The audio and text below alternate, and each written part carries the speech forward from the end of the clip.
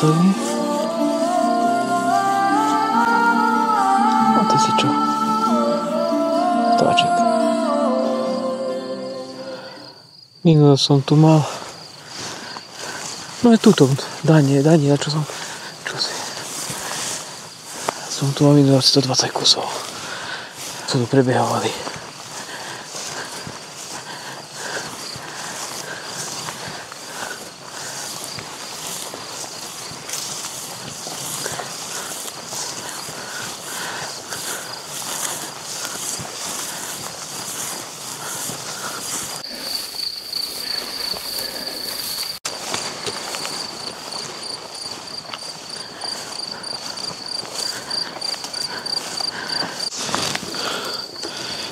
Tuto si založíme kvázi taký pozorovací bod. Sme dostatočne vzdialení od všetkého. Zver by nás nemala vidieť. Jedného Daniela tam vidím po boku. V diaľke. Zatiaľ je kľudný a je od nás takých 400 metrov. Rozložíme si na náradie. Perspektív už poznáte z predchádzajúcich videí. Donesli sme aj novú streleckú palicu. Počkaj, Slavi, to neviem.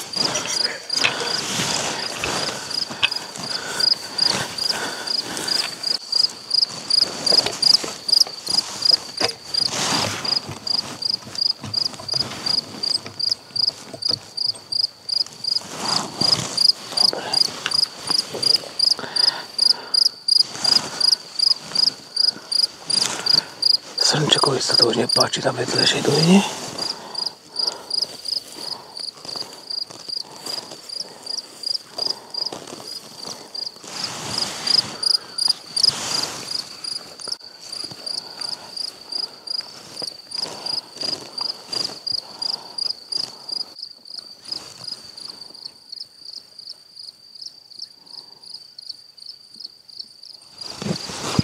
Keď sa pozrieš, keď takto si doberieme, toto si dajme na 12, ten slop, tak na takých 10 hodinách, takých 600 metrov tam je asi srnčia.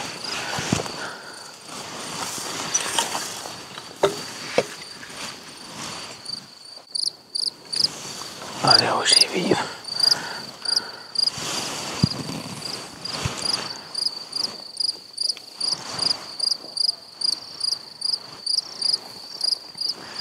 Keď potom zatmie, som zobral laserový prísvit od firmy Laser Launch. Toto je LA 850 Pro verzia a porovnáme si ho s našim Tenositeom 940. Síce sú to dva rôzne prísvity dvoch rôznych výrobcov, ale chcem ukázať tú technológiu, kým tam je ledová laserová dióda, ešte aj takto tam má to emisné difúzne svetlo.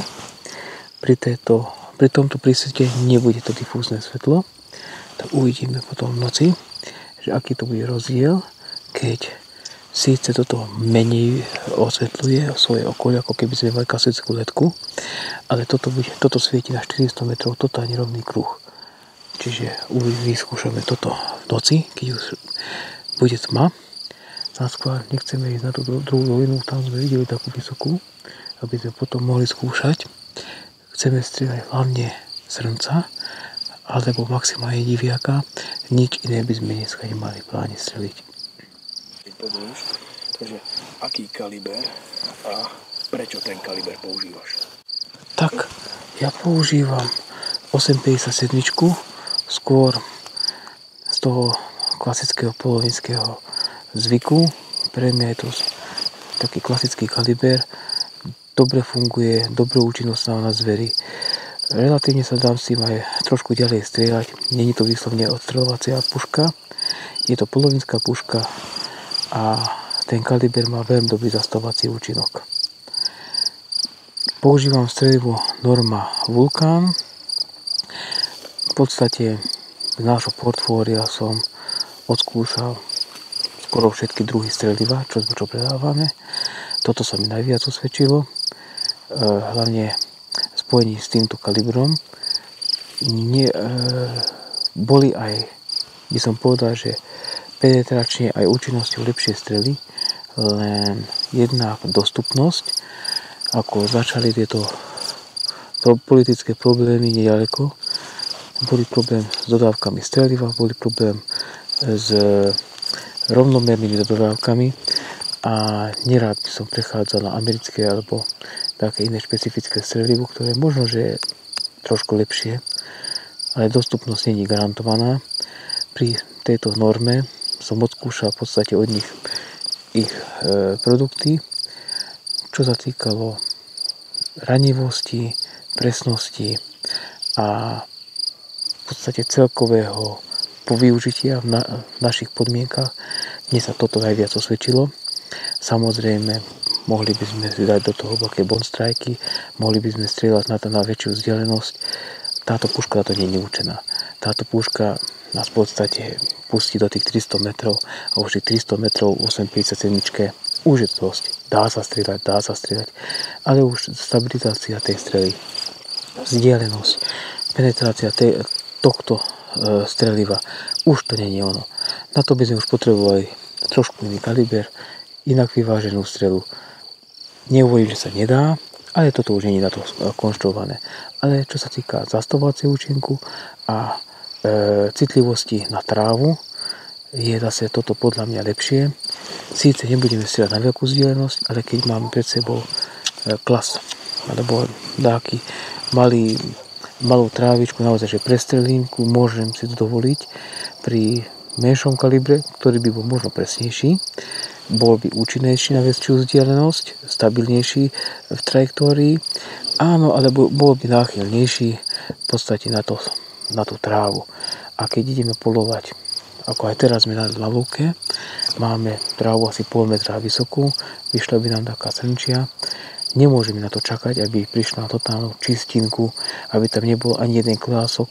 A druhá vec, ani nevidíme ten klás počas celej trajektórie, lebo vieme, že námerný a výstrelný uhol a balistická krivka, to nie je tá istá vec. My síce puškohľade nebudeme vidieť, ale tá tráva tam môže byť.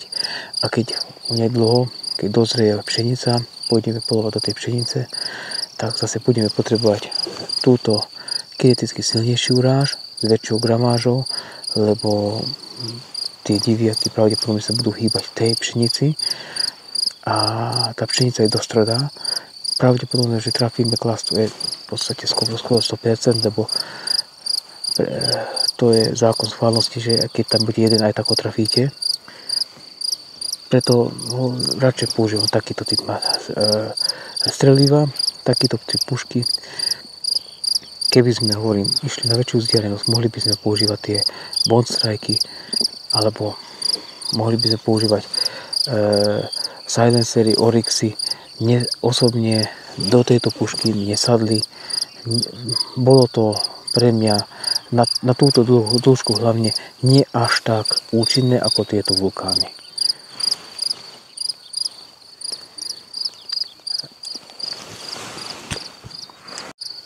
Túto palicu som vybral kvôli tomu, že je neskutočne pevná.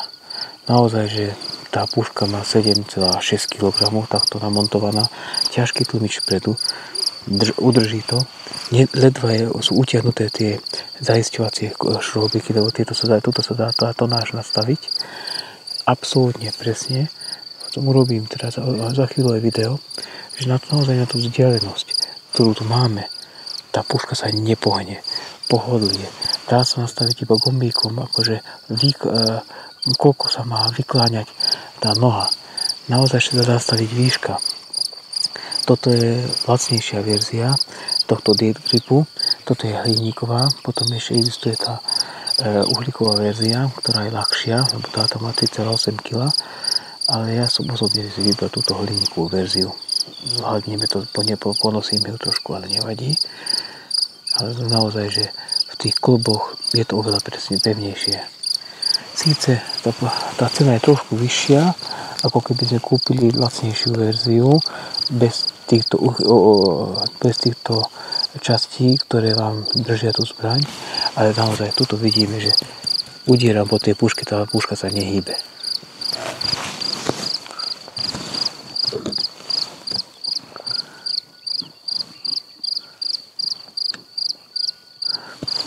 Urobíme takú nahrávku pri 28 priblížení.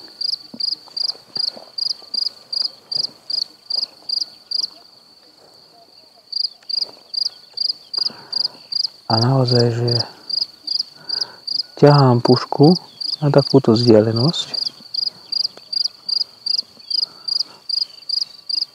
a totálne v pohode si viem udržať ten kríž. Snažíme sa tak, aby som náhodou nezamieril nad horizont.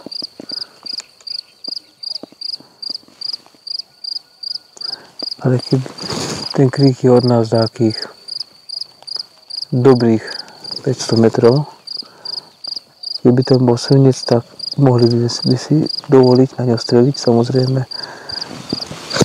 pád tej strely by sme museli vypočítať, lebo to nám palica neurobí, ale samotná technika tej palice je vynikajúca. Uložíme to.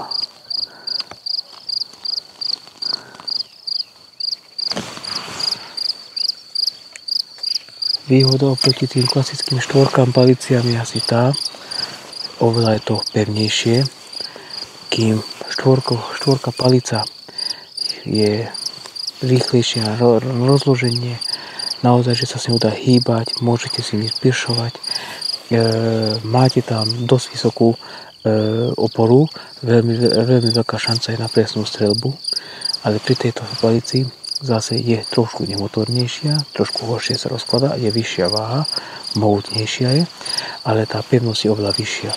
A zase, keby som mal štvorku palicu, pokiaľ by som nemal ako aj blázer predávať tú 5. nohu, nevedel by som takto položiť pušku, nemohol by som ju mať v podstate vo vzduchu pripravenú na streľbu, lebo naozaj, že teraz potrebujem zapnúť a už sa môžem pohnúť a tá puška je presná.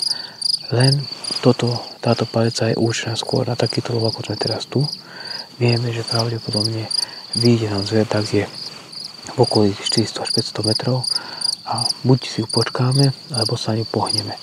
Samozrejme, s takouto technikou nemáme šancu sa veľmi rýchlo pohybovať, ale ide o tú presnosť.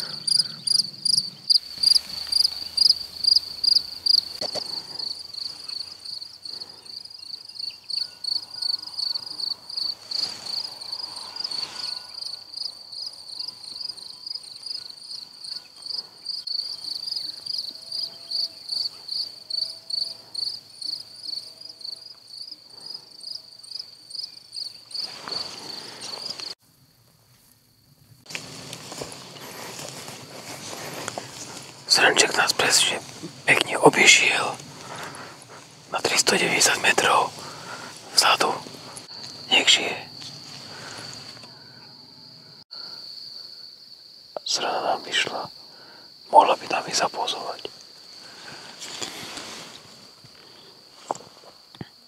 Nevadí, urobíme to na voľnej lúke. A keď náhodou sa vráti srna, lebo momentálne ju kryje dosť silno porast. No, teraz zapnem natáčanie. Vidíme, že mám zapnutý prísvit, mám ho skoro nazumovaný na maximum a svieti mi na takých 300 metrov. Ale túto spodnú žiaru, ktorú vidíte, tá žiara je od toho, že odráža sa mi svetlo od samotného tlmiča. A vidíme, že toto je to difúzne svetlo, že aj tak bočné svetlo je. Síce mám dosť vysoko založený tento prísvit, ale aj tak mi svieti do tlmiča. Teraz vypnem, toto budem mať iba v ruke, lebo nemám to v montáži. A zapnem si 850, priložím ju sem a ideme zahrať, aby sme sa aj trafili.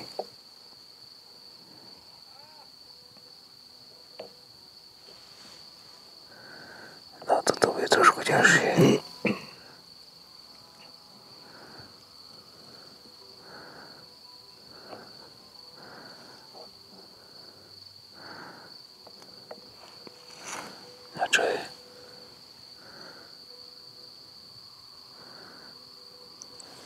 uniesol.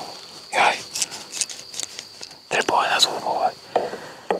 No, a teraz vidíme, mám vedľa toho položený prísvit. A toto je rozdiel v laserovom prísvite. Toto trasenie, čo vidíte, to je kvôli tomu, že to držím v ruke. Natáčaš? Áno, natáčam. Čiže toto je laserový prísvit. Bez difúzneho svetla 850. Vidíte iba taký kruh. Tento kruh je bez difúzneho svetla. Teraz odoberiem a zapnem si klasický laser. Náš 940 prísvit. No a už vidíme ten rozdiel. Jednoducho svetelné znečistenie, kým pri tomto značkovom prísvite svetelné znečistenie není. Aj keby som dal nižšie, že už dobre, že nie, sa dotýkam hlavne, aj tak to svetelné znečistenie není také katastrofálne. A pokiaľ by sme išli, vidíte, že iba tam prisvedcujem, kde je tá tráva, ale není to difúzne žiarenie. Menšia nevýhoda tohto prísvitu je taká, že jednoducho nemáte až také zorné pole, neosvecuje vám to až takú veľkú plochu. Môžete si to rozšíriť, ale zase výkonovo tento model není najdrahší model zase. Nemá taký výkon ako ten Tenosite. Pokiaľ by sme zobrali Pro 2, tam by už išli 2 CR123, do tohto ide jedna CR123.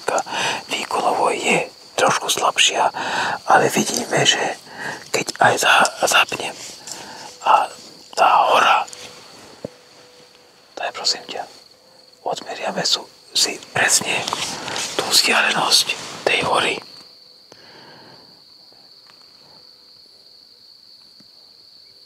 Les je od nás oproti 306 metrov. Ďakujem. Čiže presne zasvietím na tie stromy oproti. To máme 306 metrov, aby sme mali takú predstavu, že ako to veľmi svieti. Tento sajt bez problémov svieti, strieľať by sme vedeli. Ale keď priložím k tomu laser lanča, vidíte, že v tom bode, kde je ten laser launch, vidím evidentne, že kde sa hýbe to svetlo. To znamená, že bodovo má väčší výkon. Síce toto má väčšie žiarenie, viac je rozptýlené, viac svetelného toku má. Toto má menej svetelného toku, ale viac je riadený ten svetelný tok. Je to ľahšie, bohužiaľ drahšie, ale účinnejšie.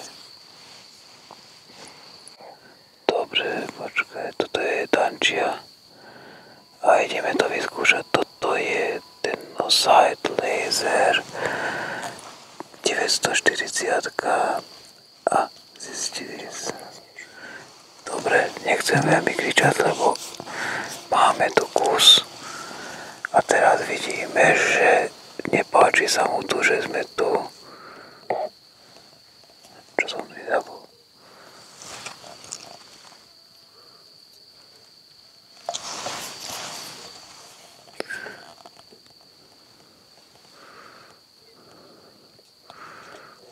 Toto je najhoršie, že už neuteká, chceme ho pozrieť. Trošku sa mi horšie hľadá, keď nemám fokus.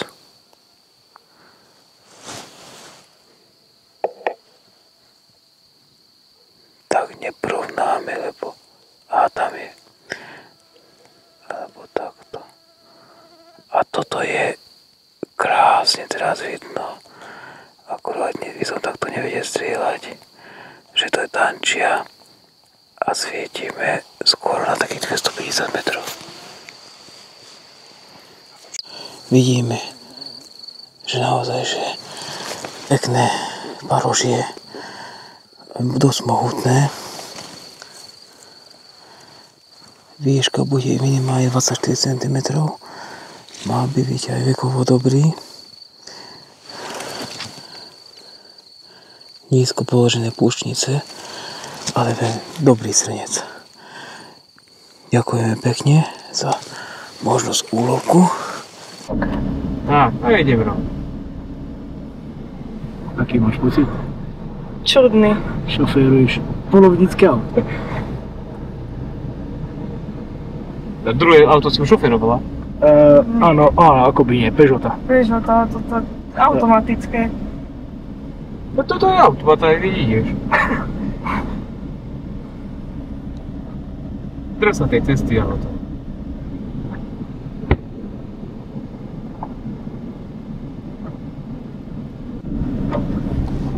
Musíš mať trošku zážitku na večer, tak čo potom? Pane, veliteľ vozidla ťa naučí. Kúpil som váha sem doniesť. Iste, kúpil.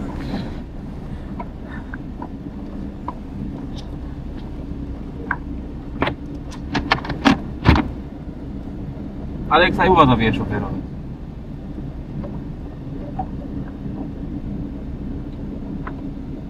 Ľudí si môžeš trošku pridať. Do 1500 otáčok môžeš ísť. A potom akú brzdiť mal? Zatlačí spojku a brzdu, ale jemne brzdu. Už začne vyrovnávať, spomal trošku. No, to je PVPčkom. Kde je to cesta? To by mala byť, ale už si podľa mňa. Hej, naspäť. Tak, idem, idem. Už sme jednúka, Jarko, tam doľava. Tu, a tu máš cestu. Tak, vyjdi na cestu. Dobre. To bude zaujímavé video toto.